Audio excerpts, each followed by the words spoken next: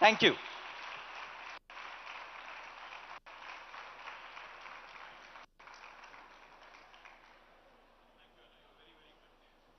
Thank you.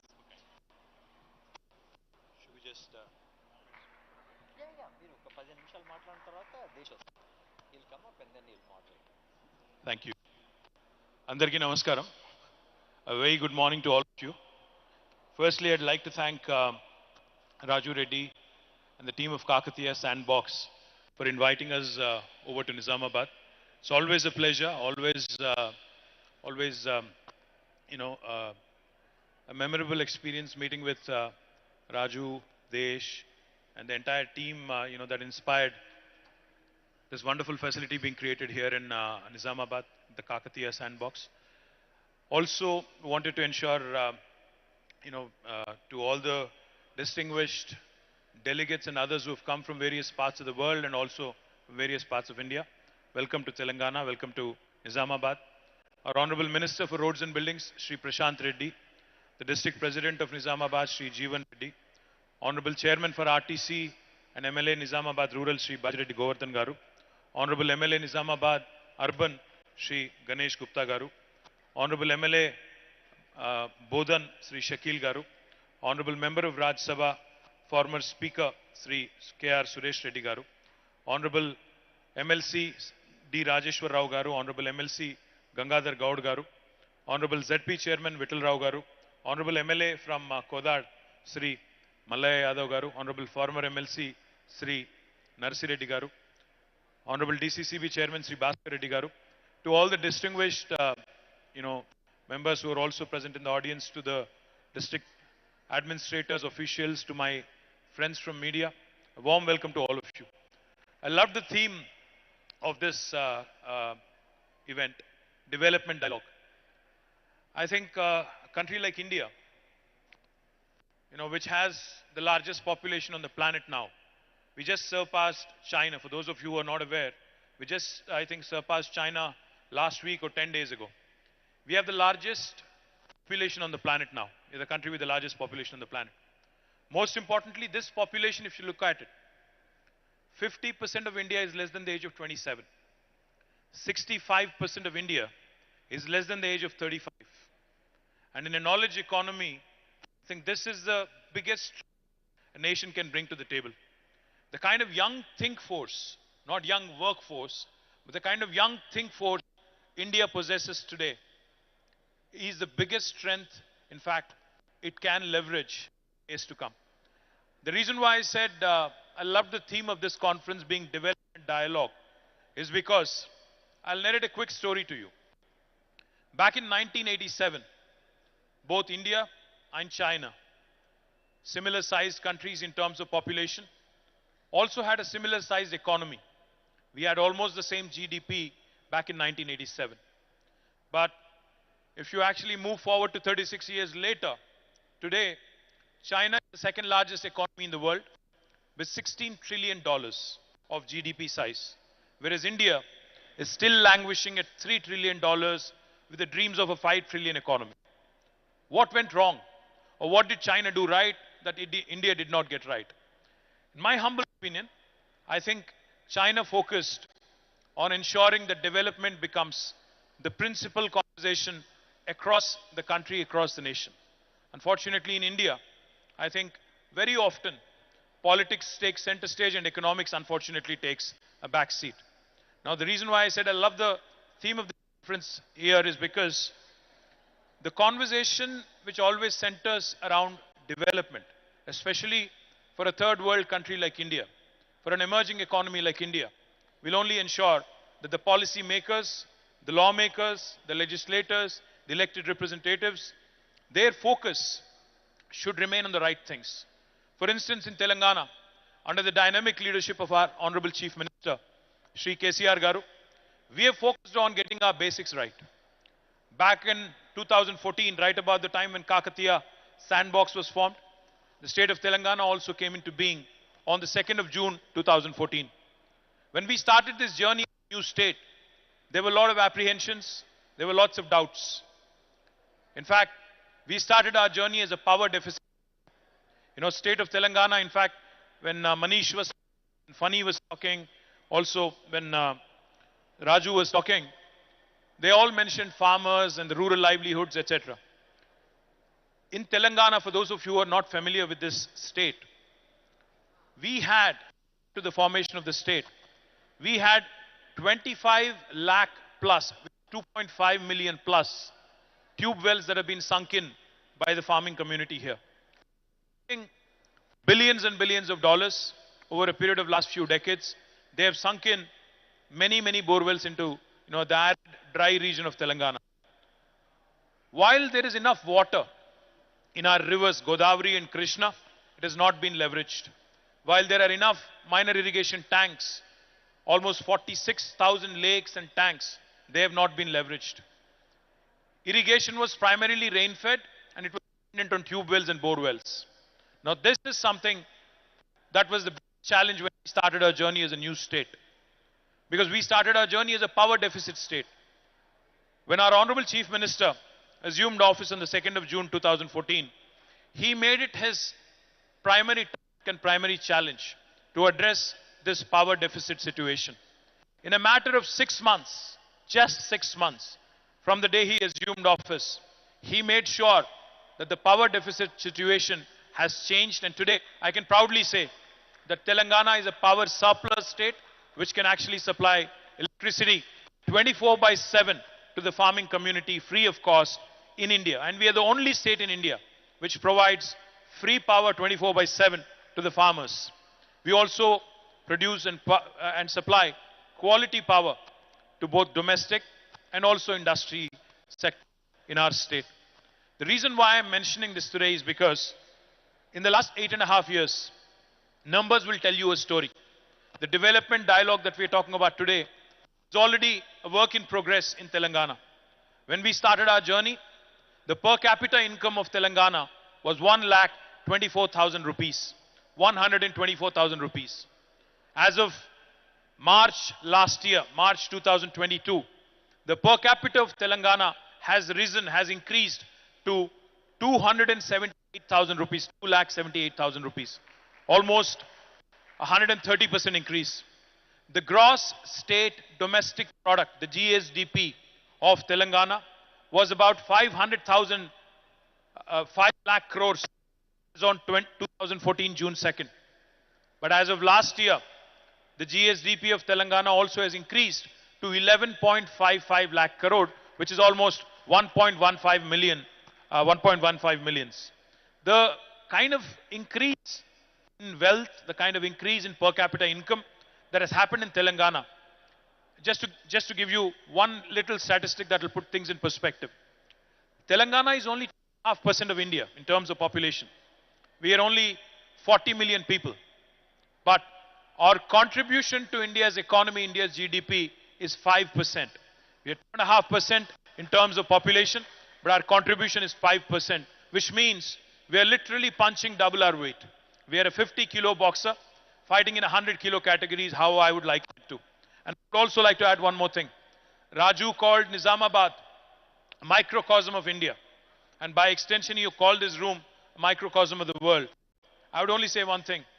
Telangana is that state where the north of India meets the south of India. Telangana is that state where paratha meets dosa. Telangana is that state where biology meets technology. Telangana is that state where life sciences meets data sciences. Telangana is that state where Mangoverse meets Metaverse.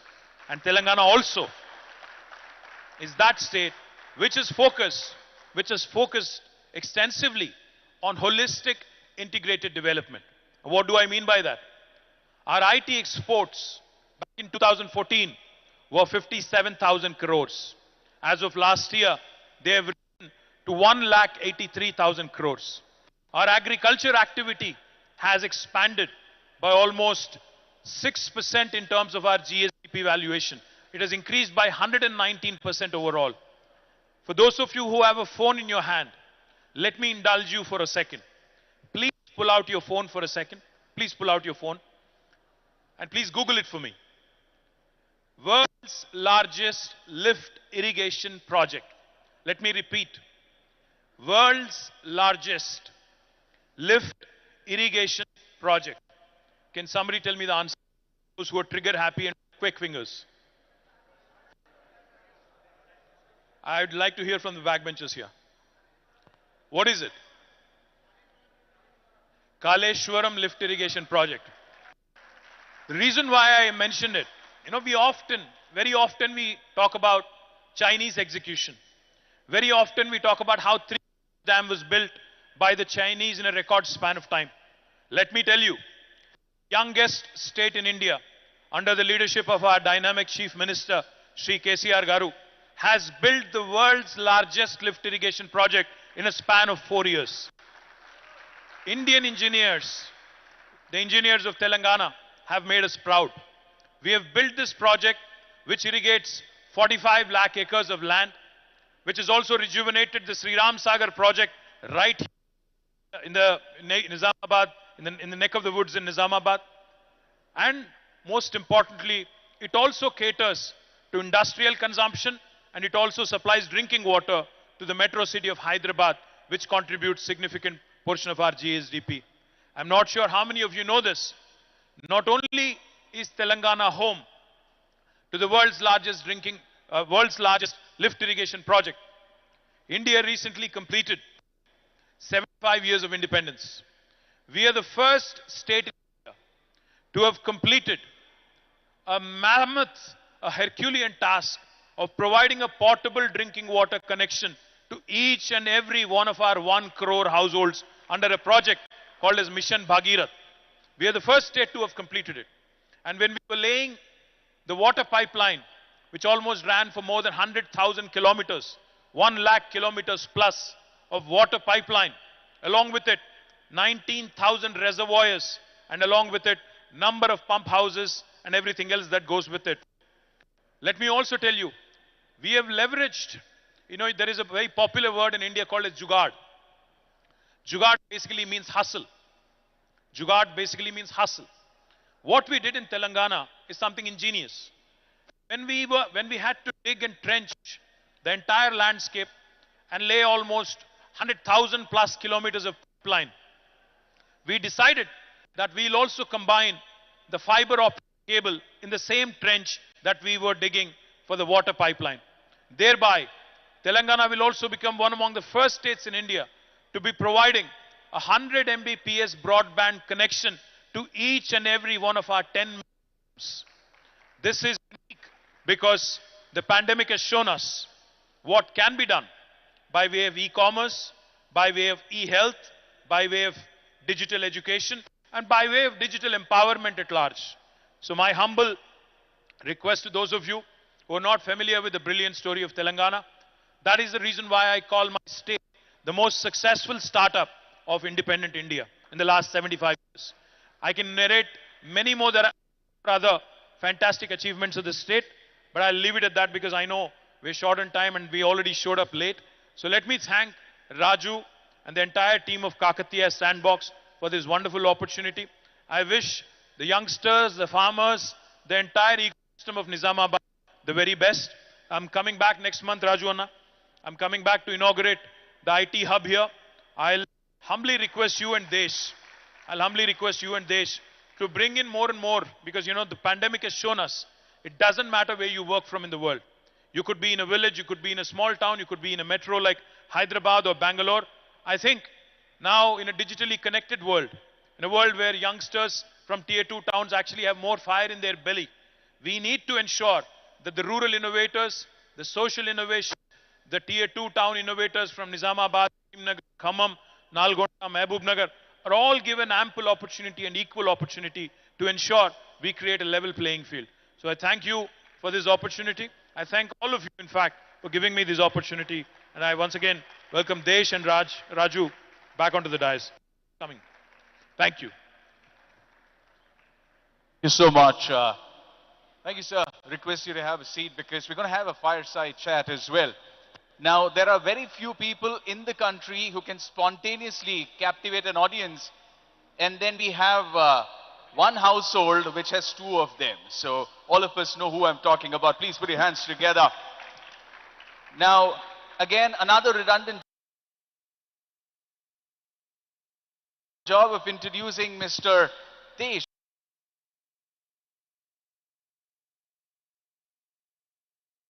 Pandey.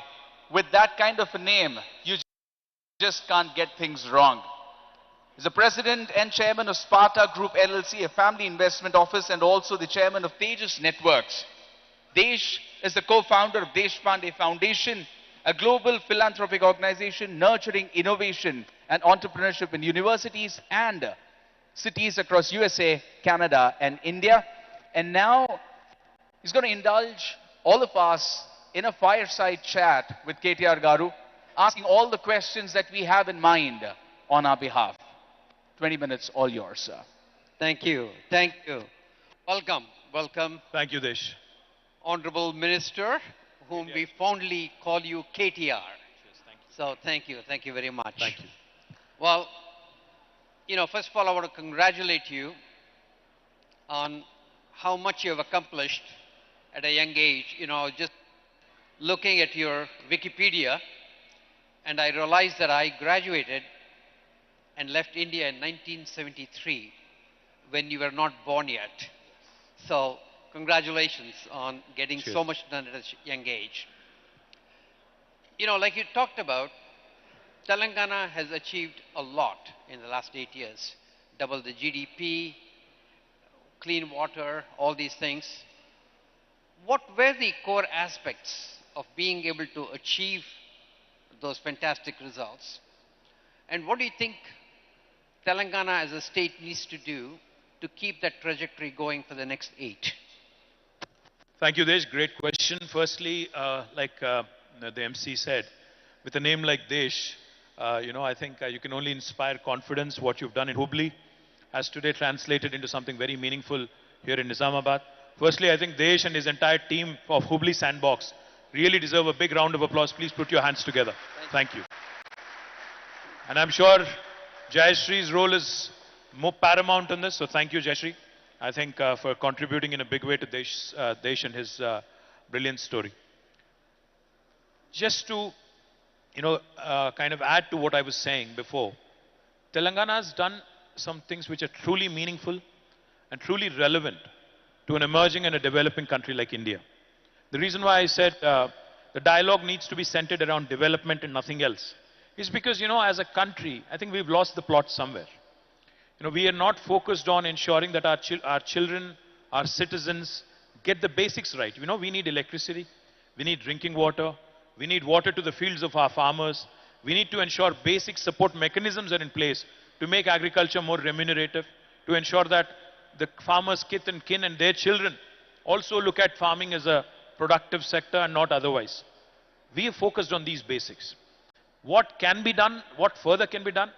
I think if you look around, the world and also India at large. I was at the World Economic Forum last week. One of the prominent themes that kept popping up over and over is, with the whole geopolitical situation and how, the world now realized that they're excessively dependent on China. The world has started taking stock of the situation and wants to move away, cautiously but slowly, away from China. There's the whole China plus one talk. There's the whole China for China and, rest being done elsewhere kind of a discussion.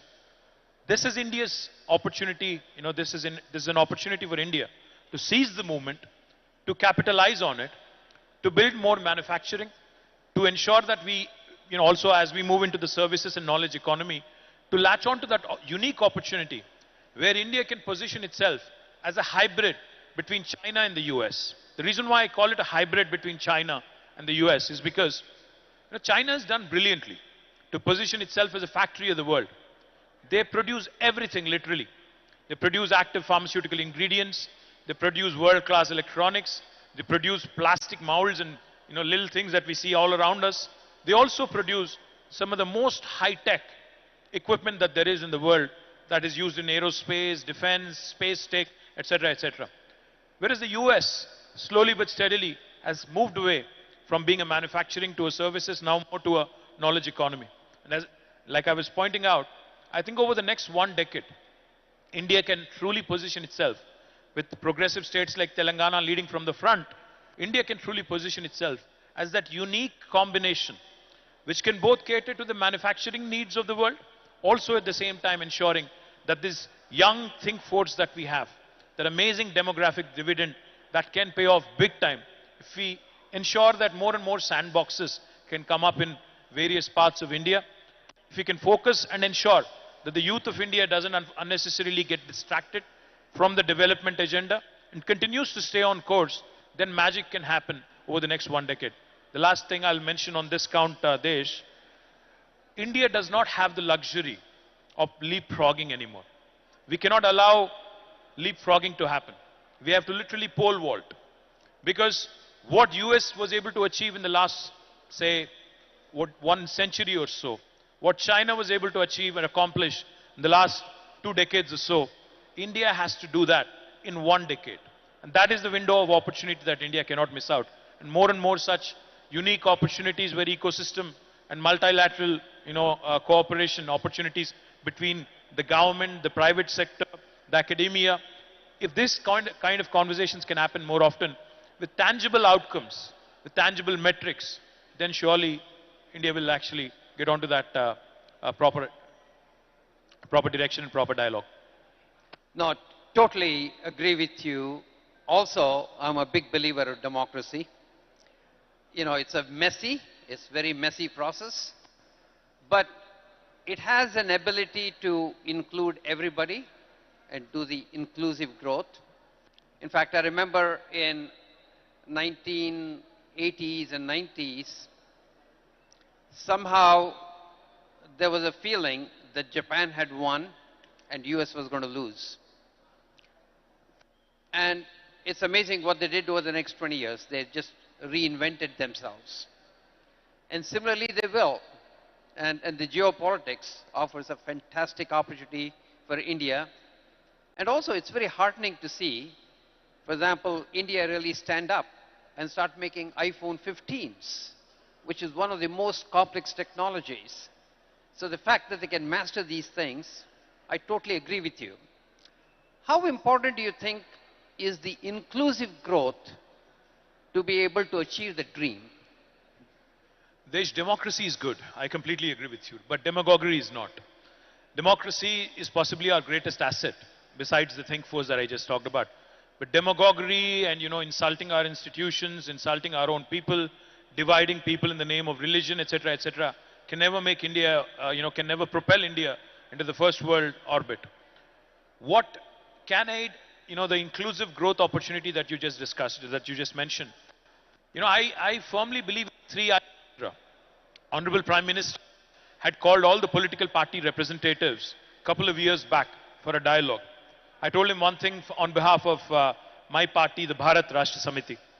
I told him, sir, the 3I mantra needs to be followed. First I is innovation, second I is infrastructure, and third I is inclusive growth. Unless you mix these 3 I's and come out with a very unique model, because if you think about it, young Indians today, with the kind of access they have, we are all drowning in information, but like they say, we are all, grasping for knowledge and grasping and clutching for wisdom, I guess. Young Indians today have the access to the information, have amazing ability to also solve the world's problems.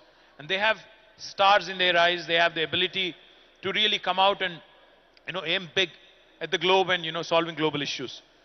Provided we give them platforms to actually, provided we give them wings to their dreams. So in Telangana, we founded what is called as T-Hub, which is the world's largest technology incubator now. Not only did we find the T-Hub, not only did we set up the T-Hub, today Telangana is uniquely positioned with women entrepreneurship hubs called as a V-Hub. We also have created TSIC, the Telangana State Innovation Cell. In fact, Funny is here. He was our Chief Innovation Officer of the state of Telangana for a very long period. I'm thankful to him for that. And also, we have created a number of institutions, including a very important institution called as TASK, the Telangana Academy for Skills and Knowledge. Unless you have your youngsters gearing up for the opportunities the world is going to present to you, unless you are able to latch on to them, unless you're able to actually, leverage that opportunity, you'll not be able to do much. So innovation and the kind of platform government can create as an enabler is extremely important. Infrastructure is equally important.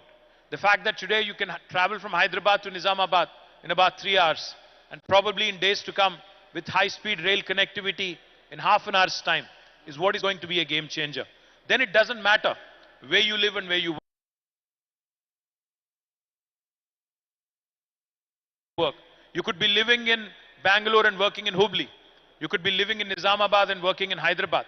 So the kind of infrastructure that India needs as a country is something that governments and private sector both have to focus on.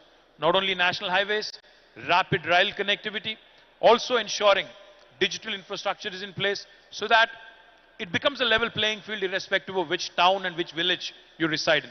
The third and most important thing, if you ask me, India is a country which is full of diversity. Everything in India changes every 150 kilometers. The language, the dialect, the eating habits, the way you think, the cultures, etc., etc. India has 22 official languages, 300 unofficial languages. The language you speak at home versus the language I speak at home, while we are both brown skinned, are as different from each other as are possibly German and French. So this diversity of India needs to be respected. We all, as governments and as private entities as well, we all need to ensure that innovators, irrespective of what background they come from a rural area, it could be a woman or a man, it could be a youngster or an old guy, irrespective of who you are, what religion you belong to, or what social class you belong to, you need to be given opportunities that are equal and inclusive. With this 3I mantra, I sincerely believe India can propel itself into the first world. So, in the crowd here, we have a lot of well-meaning citizens, very excited young people from rural India. What can they do in their individual capacity to contribute to the growth and get India to achieve its deserved position globally? I think all of us Indians, have been taught from a very early stage. When I was growing up as a young man in 80s and 90s, I used to see around me that, while we have this amazing problem-solving ability, we are always taught from a very early stage not to take much risk. We are told that you can be a job seeker, not a job creator. Entrepreneurship is something that has not been, promoted as a culture among Indian society. From a very early stage, Indian parents tell you, become a doctor or an engineer, get a job, settle in life, get married, have children, buy a house, buy a car, etc., etc. Not a single Indian parent would actually tell you, go out into the world, chase your dreams, follow your dreams, and be ambitious and actually take a risk. Unfortunately, debt in India is looked down upon, frowned upon. So this fundamental shift in attitudes that we ought to be risk-taking, we ought to think big, we ought to think global, and we are solving a problem. Remember that you're solving 1/5 of humanity's problem. So therefore, I think our ambition, our vision needs to expand a bit. Our risk-taking appetite needs to expand a bit more. And culturally and sociologically, Indians need to start thinking big and start experimenting. Remember, after all, it's one life with a very limited lifespan and with a very limited capacity. So therefore, we need to risk a bit more is what I would say. And youngsters here especially, I think in my time, in Desh's time when we were growing up, I think there wasn't much appetite of capital. And today's India, and today's world, capital is not a challenge anymore. You can raise capital if you have the right kind of idea. If you have the right kind of product, the markets are there to lap it up. So therefore, I think taking a bit more risk, thinking big, thinking global, not just thinking India, I think that's the way forward from an Indian youngster's perspective, if you ask me. Well, I also want to thank you for personally finding ways to do it. I was in Basra yesterday and met these 10,000 students who are the cream of the crop. And this new initiative that Raju and Venkatraman have to really inject this entrepreneurial spirit in them is something that we really need to keep pushing, I think. Because when you ask them what would you want as the future, they all say government jobs. And so I think we have to make them a lot more ambitious, a lot more entrepreneurial to move the country forward. Now, we talked about how democracy is a good thing, but it has its own limitations. In fact, it's worse in US than in India, because in US, congressmen have to get elected every 2 years. So as soon as they get elected, the election starts again. The right? re-election stuff. So what are the secrets to make sure that in democracy, the bureaucracy and the political engine can be productive? Well, I wish there was a short answer. The one thing I would say is, if a leader, if the head of the state, in the case of Telangana, our Honorable Chief Minister, he's a man of great vision. He's a man who's also rooted in reality and grassroots. If the leader has the political will, I think then bureaucracy and every other system that is supposed to work with the government will fall in place. And a great example, like I said, is the execution of one of the largest projects in the world, the largest lift irrigation project in the world, being completed in 4 years in a democracy like India, with all the challenges that we have, is a classic example of how things can be done. But having said that, I think besides the political resolve, the political will, what matters also, sincerely, I'm saying this with utmost sincerity, I think politicians should stop worrying about winning their next election all the time. If we decide that it's okay to lose an election, if we decide that it's okay to actually sit out, maybe next 5 years, then we can get a lot of stuff done, honestly. Otherwise, you're always sucking up, you're always trying to win the next election, you're always trying to do what is more popular than what is right. So therefore, I think that fine balance that is missing is something that India needs to find. Unfortunately, it's easier said than done, but I think there will come a time when development will take center stage and not halals and hijabs and other nonsense. And then I think India will actually move forward in the right direction with the right kind of intent and with the right kind of goals. Yeah, thank you. Thank you. Well, we have 5 more minutes with KTR. So if any of you have your questions that you want to ask him, please come forward and maybe we can ask them 1 or 2 questions.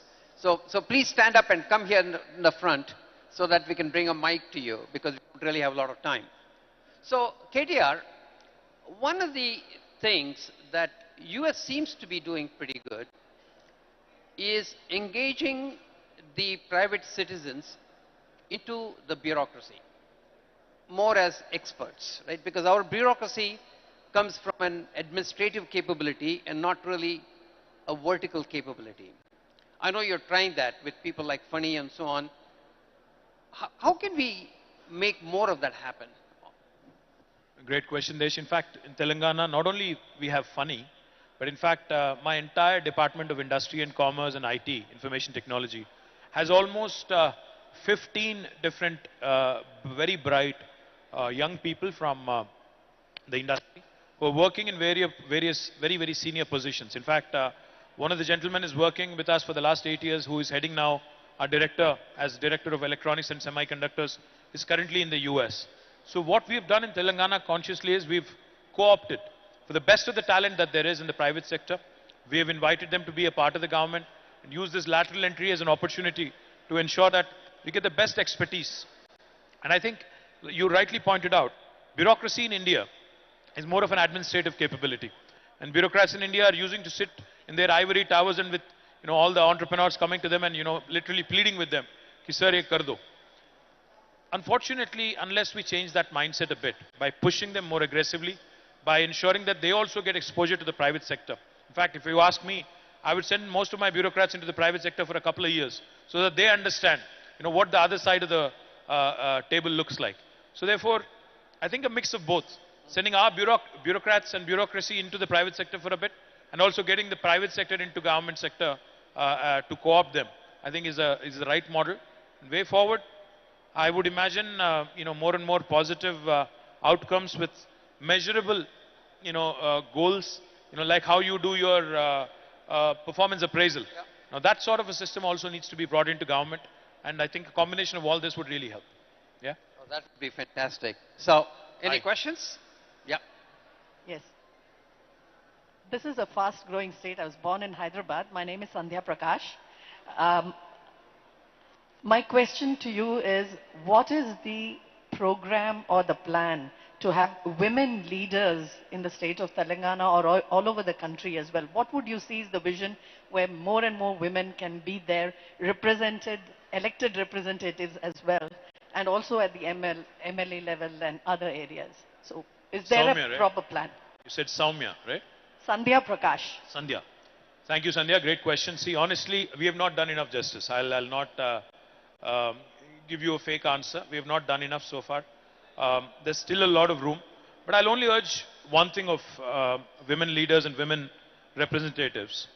See, today in Telangana, we have 50% of women representatives in both Gram Panchayatis, municipalities and Zilla Parishads. We have 32 Zilla Parishads, 142 municipalities and urban local bodies, 12,769 Gram Panchayatis. We have 50% women leaders there. But in the legislature and the parliament, in legislature we have 119, MLA seats, 120 rather, out of which we only have 6 women legislators. And in parliament again, out of 543, I'm not sure how many women parliamentarians are there. The only way we can change this is, of course, continuing to push and maybe bringing in legislation. The 33% reservation bill that was talked about. Because, affirmative action, no matter wherever in the world, be it in the US or be it in a developing country like India, the one way things can happen is by way of legislation. My party, led by our Honorable CM, has always wanted the 33% reservation bill to be tabled. So hopefully, the day is not far, hopefully, like I said, because unfortunately, we don't run the government of India now. So whatever was within our purview, we brought 50% reservation there. But I hope and pray that government of India also will wake up and bring in this legislation. In the meantime, I promise you that next election, we'll start looking at more representation of women. But these women or leaders also will have to come from within the ranks. You cannot be staying away from politics for 4.5 years and coming to us in the last 6 months and saying, listen, I need a seat because I've done some good work elsewhere, not in your political party maybe, but elsewhere. So I think a lot of pressure also has to come from within the ranks, and that sort of pushing the envelope has to come from within and not from outside. That's what I would think. Thank you, KTR. Thank you, Sandhya.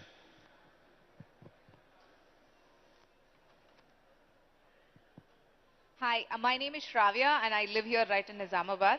I have a question for you. A lot of entrepreneurs tend to move out of Hyderabad to Bangalore because the ecosystem is stronger and it's beginning to change. But how do we pole vault as a state to retain all our entrepreneurs here in Telangana? And what do you see we should do? You mean you don't want to move from Nizamabad and you want to resist the temptation of moving to Hyderabad or Bangalore, is it? Yeah, I want to know what is it that the state can do to retain talent in Telangana, be it Hyderabad, Nizamabad, wherever, and stop them from going away to Bangalore.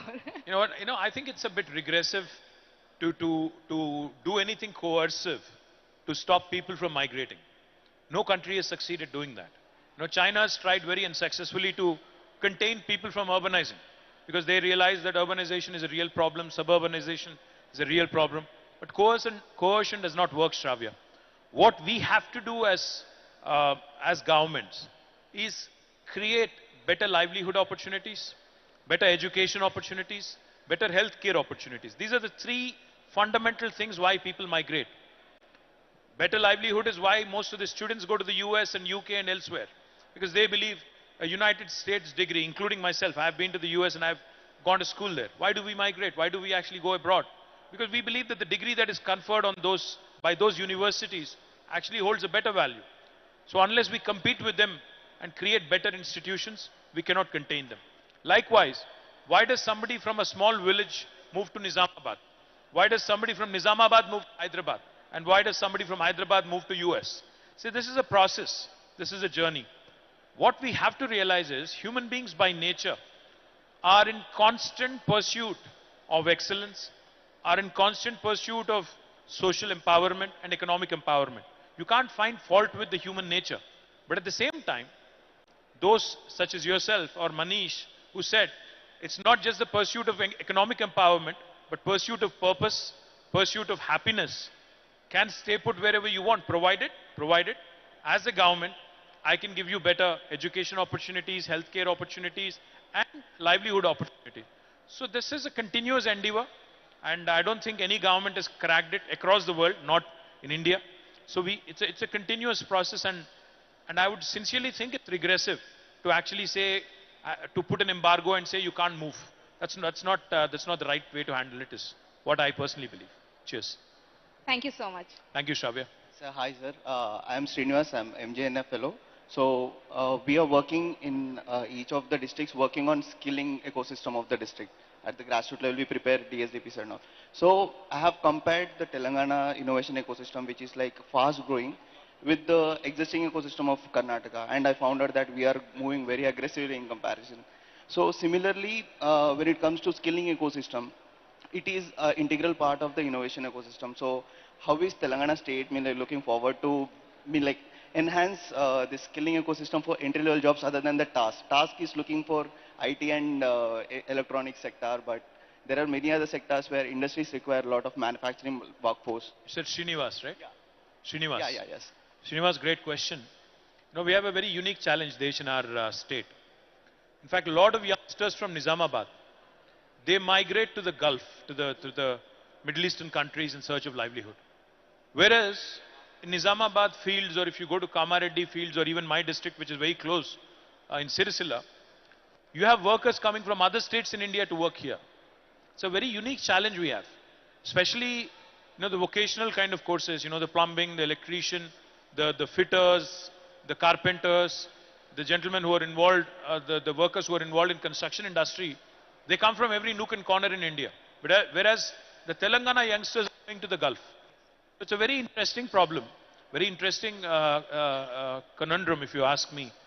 The only way I see this changing, in fact, as I was walking out of the helipad, I saw a beautiful new building being built right next to the collectorate.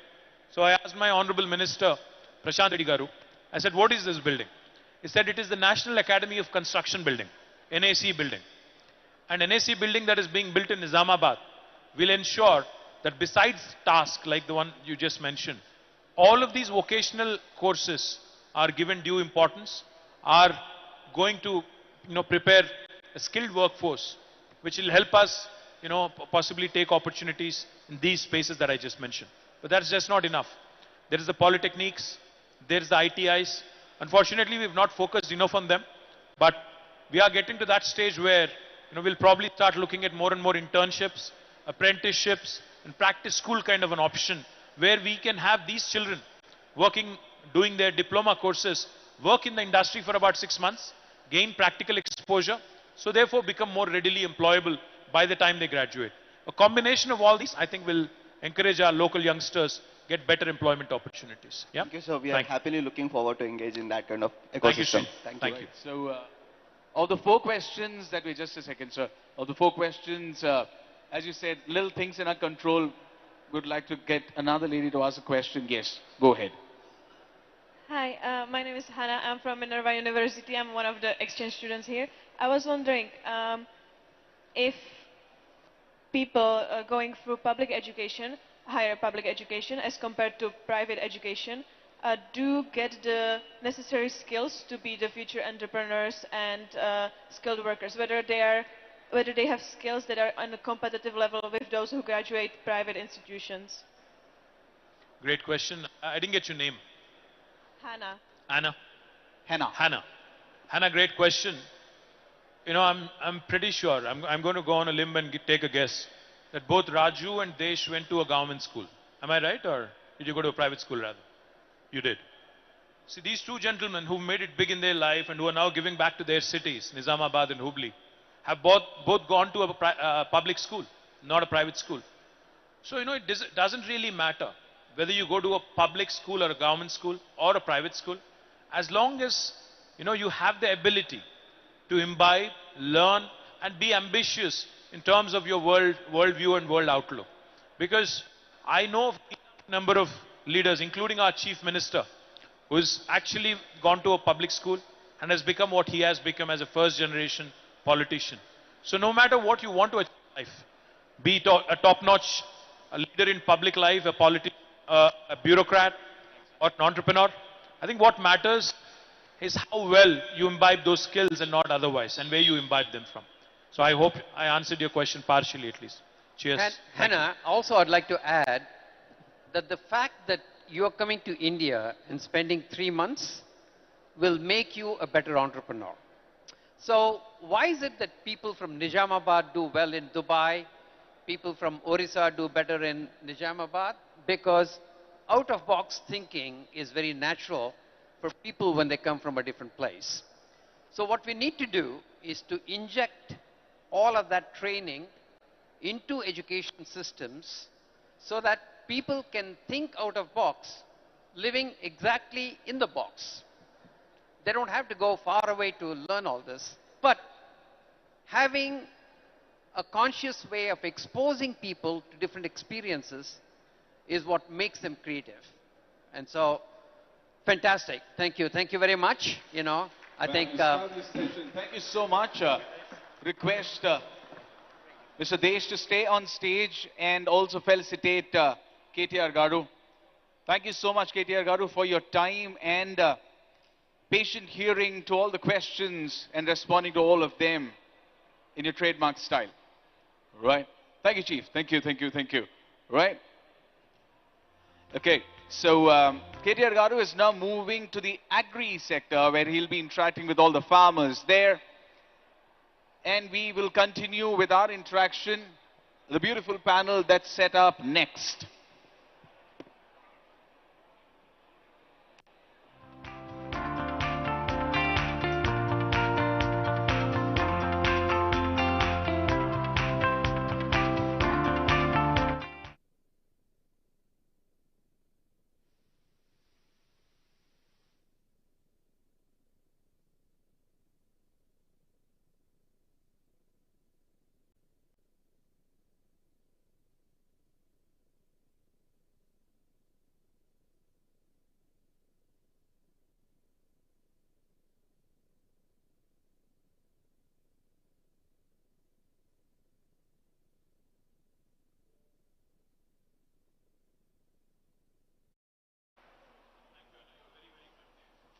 Thank you.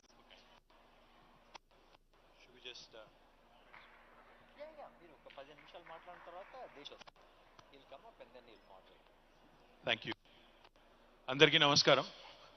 A very good morning to all of you.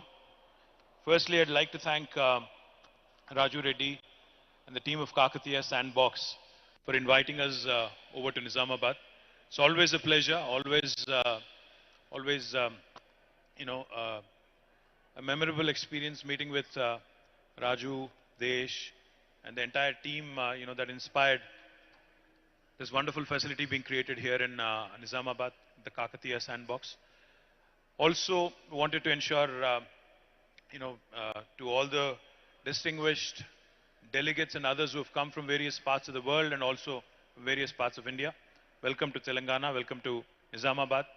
Our Honorable Minister for Roads and Buildings, Shri Prashant Reddy, the District President of Nizamabad, Shri Jeevan Reddy, Honorable Chairman for RTC and MLA Nizamabad Rural, Shri Bajireddy Govardhan Garu, Honorable MLA Nizamabad Urban, Shri Ganesh Gupta Garu, Honorable MLA Bodhan, Shri Shakil Garu, Honorable Member of Raj Sabha, former Speaker, Shri KR Suresh Reddy Garu, Honorable MLC D. Rajeshwar Rao Garu, Honorable MLC Gangadhar Gaud Garu, Honorable ZP Chairman Vittal Rao Garu, Honorable MLA from Kodad, Shri Mallaya Yadav Garu, Honorable former MLC Shri Narsi Reddy Garu, Honorable DCCB Chairman Shri Bhaskar Reddy Garu, to all the distinguished, members who are also present in the audience, to the district administrators, officials, to my friends from media, a warm welcome to all of you. I love the theme of this event, development dialogue. I think a country like India, which has the largest population on the planet now, we just surpassed China. For those of you who are not aware, we just, I think, surpassed China last week or 10 days ago.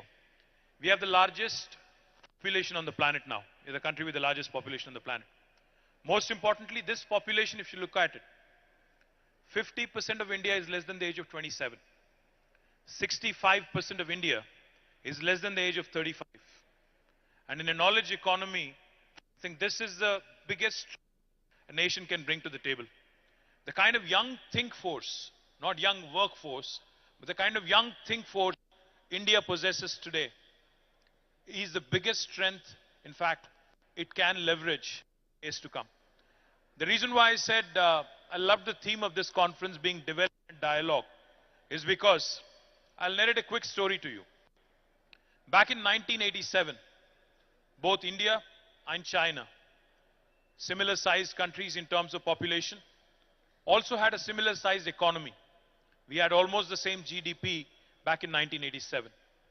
But if you actually move forward to 36 years later, today, China is the second largest economy in the world with $16 trillion of GDP size, whereas India is still languishing at $3 trillion with the dreams of a 5 trillion economy. What went wrong? Or what did China do right that India did not get right? In my humble opinion, I think China focused on ensuring that development becomes the principal conversation across the country, across the nation. Unfortunately, in India, I think very often politics takes center stage and economics unfortunately takes a back seat.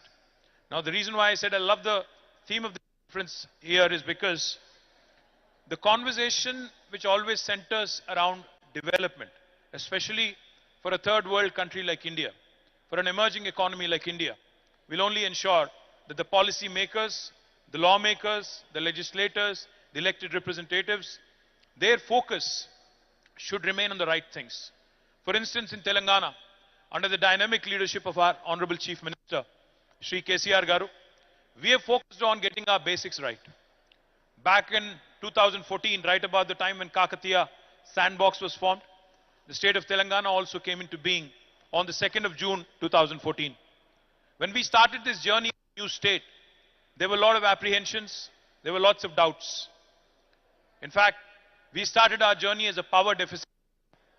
State of Telangana, in fact, when Manish was, Funny was talking, also when Raju was talking, they all mentioned farmers and the rural livelihoods, etc.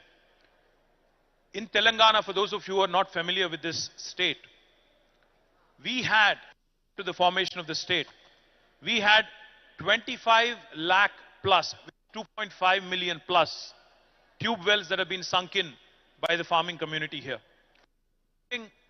Billions and billions of dollars over a period of last few decades. They have sunk in many, many bore wells into the arid, dry region of Telangana. While there is enough water in our rivers, Godavari and Krishna, it has not been leveraged. While there are enough minor irrigation tanks, almost 46,000 lakes and tanks, they have not been leveraged. Irrigation was primarily rain-fed and it was dependent on tube wells and bore wells. Now this is something that was the challenge when we started our journey as a new state. Because we started our journey as a power deficit state. When our Honorable Chief Minister assumed office on the 2nd of June 2014, he made it his primary task and primary challenge to address this power deficit situation. In a matter of 6 months, just 6 months, from the day he assumed office, he made sure that the power deficit situation has changed, and today I can proudly say that Telangana is a power surplus state which can actually supply electricity 24/7 to the farming community free of cost in India. And we are the only state in India which provides free power 24/7 to the farmers. We also produce and supply quality power to both domestic and also industry sector in our state. The reason why I'm mentioning this today is because in the last 8.5 years, numbers will tell you a story. The development dialogue that we're talking about today is already a work in progress in Telangana. When we started our journey, the per capita income of Telangana was 1,24,000 rupees. 124,000 rupees. As of March last year, March 2022, the per capita of Telangana has increased to 278,000 rupees, 2,78,000 rupees. Almost 130% increase. The gross state domestic product, the GSDP of Telangana was about 500,000, 5 lakh crores on 2014 June 2nd. But as of last year, the GSDP of Telangana also has increased to 11.55 lakh crore, which is almost 1.15 million, 1.15 millions.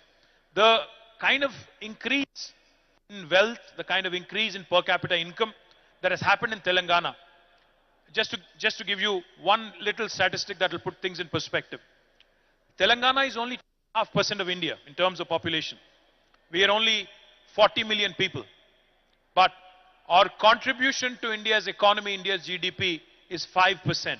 We are 2.5% in terms of population, but our contribution is 5%, which means we are literally punching double our weight.